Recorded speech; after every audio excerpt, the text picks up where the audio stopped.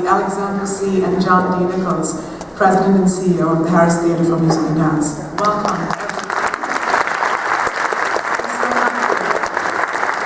I'm so thrilled to see so many of you here for this artist chat. So we don't have a lot of time, so I'm going to get right into it. And my first question really, Amir, is for you. That music was sublime. Tell us a little bit.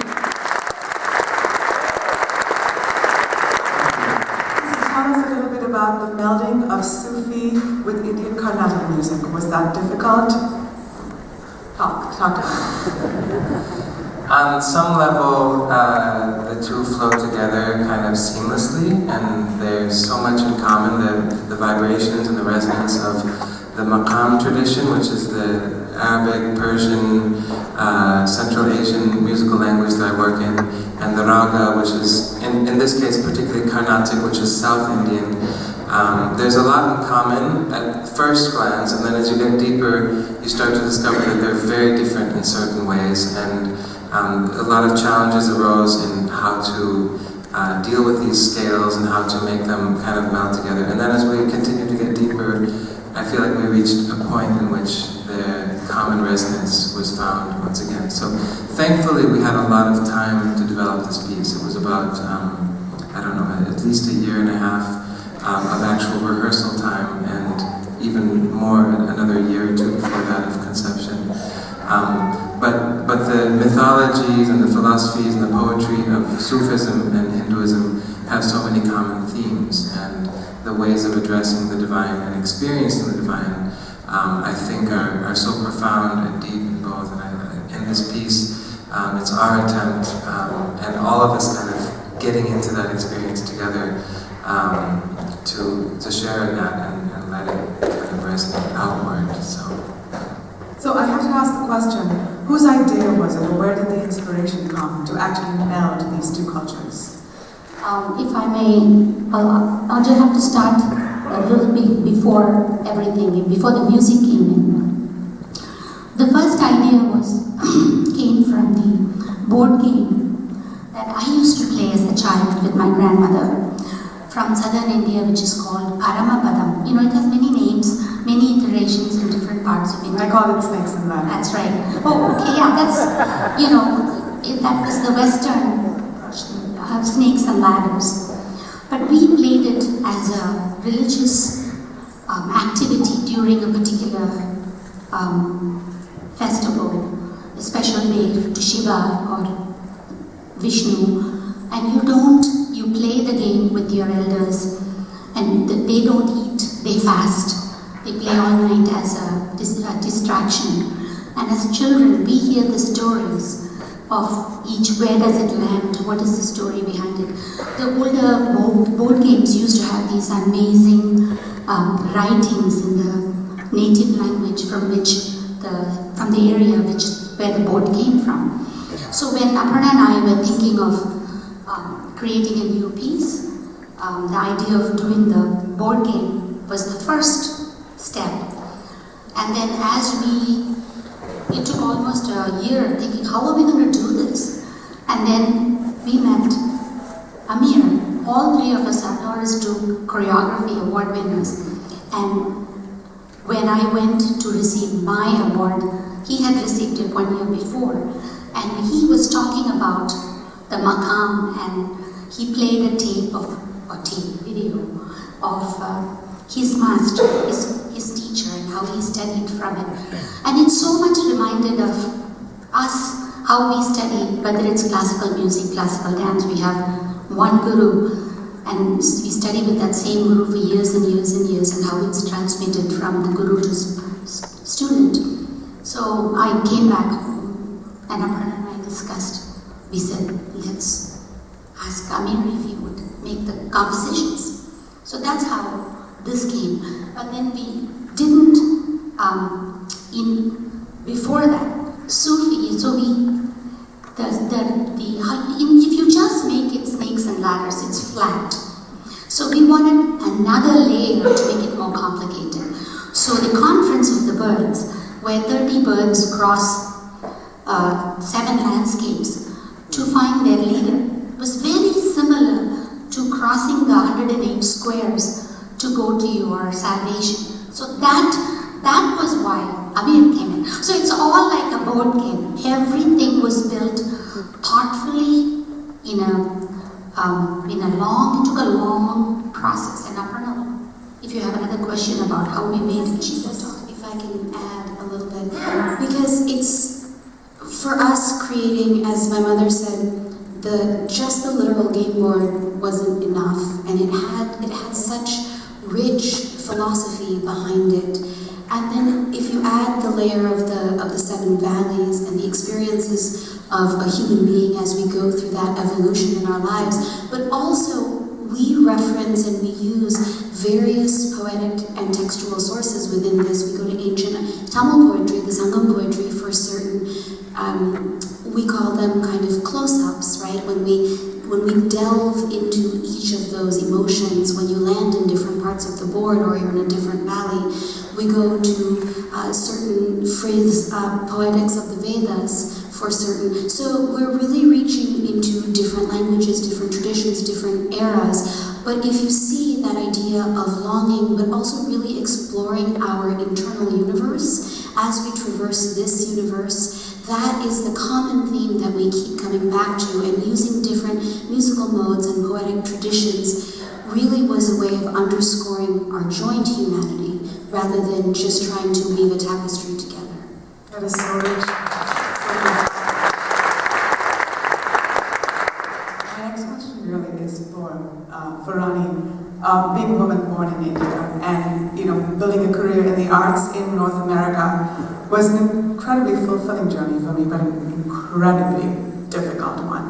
So I have to ask you, Ranee, what exactly possessed you to start your own company and let this art form thrive and flourish in a very different world from which it was created? I'll try to make it as short as possible. So, when I first came to the United States in 1978, I had studied dance as a child in India, but not to be a professional, not from anybody fabulous, just somebody in the neighborhood. Studied for 10 years. My parents said you can't have a debut recital because you have to get married. You have to pay dowry, so we're not going to spend any money on you or your dance. So that kind of put an end to my dance. And then I got married, I had Aparna, and I came to this country. But dance was something that I loved. I wasn't good in any other mathematics or history, but I was really good in whatever I had studied. So when I decided that I want to go back and take more classes, no, that's not how it is. The Indian community asked me to perform since they knew I had studied dance. In those days, there were only 100 people, 100 Indian immigrants in Minnesota, in Minneapolis. So I knew all of them. They asked me to perform at the Hindu Diwali function. And I didn't say, oh, I have not danced for 2. That is the key. When they asked me, I got a tape recorder for $25. Somebody gave me 2 tapes that was pre-recorded. I decided that I was going to put everything I knew in that, and I danced, and I felt that I still loved it. People who saw it said, can you teach my kids? I didn't have enough to teach the kids, but I went back to India to study, and I took Aparna who was young. I studied from various teachers, but then in 1983, our now guru, Alarmel Valli, came to Minneapolis to do a residency. A professor from the University of Minnesota had brought him. He saw her in India, blown away by her. So she was supposed to translate for Indira Rajan, who did nattuvangam. She was only like 7 years old. And I was already a master, I didn't need a class, right? And then we saw Valli do a lecture demonstration. I saw her and I knew that I knew nothing. The 2 of us started, we took her workshop. She said, if you bring her, I'll teach her. She was only 23 years old. And I said, can I also learn with you? And she said, why, you've been teaching, why would you come to me? I said, no, Valli, I know nothing. I will start with Aparna. So the 2 of us landed in Madras 4 months later. And we went for 4 months a year for 15 years after that, we are going tomorrow to India again to study with her. Sunday. So it's been a journey for the two of us. So mother and daughter, we became students together.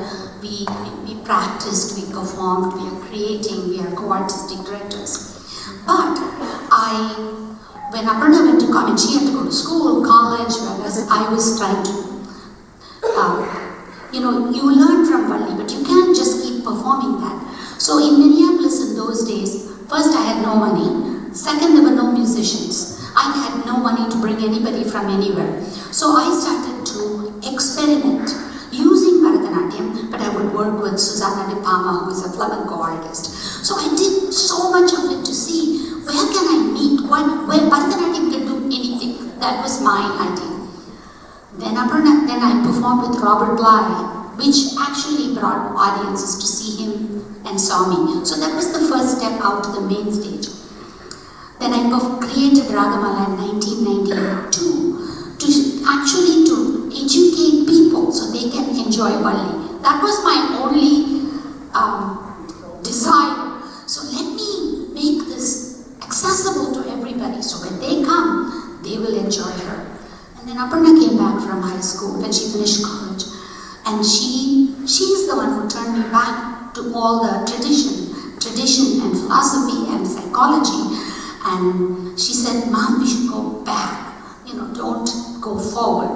Not forward, really, but let's not keep experimenting. So then we started creating work that is more deeply involved in Indian philosophy and so on. And having been born and raised in a traditional family, I know the language. There is a lot that I can bring to the table. So that's why we made Ragamala Dance Company. Now it's 26 years.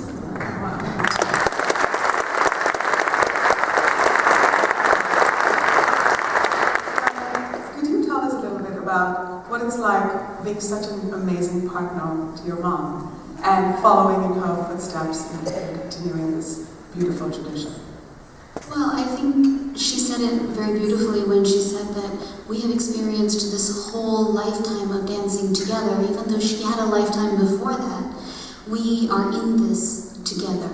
And the commitment that we feel to what our teacher teaches us and the love that we have for that form, we share that. And we keep each other going. To have someone to share that with and who also will keep you on task. And we do that for each other. And we're very, very different. We're very different. Which I think helps sometimes. But as my mom said the other day, Aparna, you have to let me grow up sometime. That's adorable. That's how we do for time. Because I do have one last question for you two. Could you talk to us a little bit about the future of Ragamala and what the vision and the direction is? What can we expect? I have one more daughter. Ashwini was also dancing. So I think, I may not dance for very long. I hope to dance for another few more years. But then these two are so involved and love it. They've taken it as a full-time profession that we usually have 5 years of material in front of us. So those ideas are limitless. But you know how hard it is that we have to fundraise. We run a full-time company where the dancers have jobs. We all work. We all know from the beginning of the seed of an idea to until it goes on stage, everything is something that we shared, and we have some phenomenal young people. One from the Harris Theatre, Jake and Eric, with us. But next, if you're asking us what is in store for Ragamala in the future, we would love to take this work. From local, now we have gone national. We performed, and we would like to do that more. We would love to take it abroad, if possible, to Europe, India. Patricia's asking about the next project. Next project? I thought she wanted to take. Miss Mohali is our next project. We've been talking with Patricia. It's been very exciting talking about our next project. Our next project is Born Within Ash, The Fires of Varanasi. And we just showed a 5-minute excerpt in New York City for the APAC conference. There's a lot of interest in it. We are very excited about it. And, you know, yeah, the Amir Aparna All right, well, so stay tuned.